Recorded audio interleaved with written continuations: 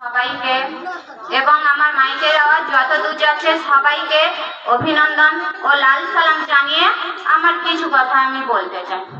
আর নয় অনেক হয়েছে। ধর্ম বর্ণ জাতপাত বিভাজনের আর হতে দেব না। ধর্ম যার যার, দেশ সবার, এই নীতি আমাদেরকে মনে রাখতে হবে এবং তোলাবাজি বন্ধ হোক। ঘর বদলের মতো রং বদল, দল বদল, সবকিছু বন্ধ করা, পাল্টা জবাব দিতে হবে, রুখে দাঁড়াতে হবে আমাদের এবং অন্যায়ের বিরুদ্ধে প্রতিবাদ করতে হবে। আমাদের রাজ্যের মুখ্যমন্ত্রী শাসনকালে আমরা দেখেছি নারীরা সুরক্ষিত নয়, কারণ সব থেকে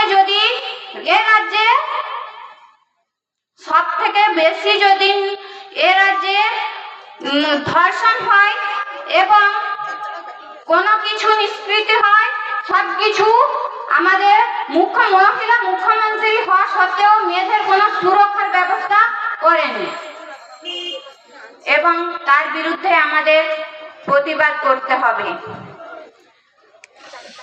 এবং প্রশাসনকে আমি বলতে চাই, প্রশাসন ব্যবস্থাটাকে ওরা নিজেদের দখলদারি করে রেখেছে, কারণ তার জলজন্ত প্রমাণ আমি নিজেই 28শে ফেব্রুয়ারি আমার সঙ্গে অনেক ঘটে যাওয়া কাহিনী।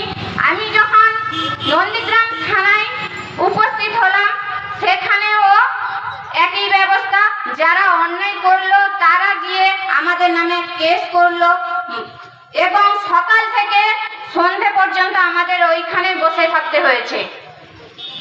এর প্রতিবাদে প্রশাসনকে নিন্দা ধিক্কার জানাই এবং যে ওই প্রশাসনের ব্যবস্থাকে ও ধিক্কার জানাই এবং বলতে চাই যে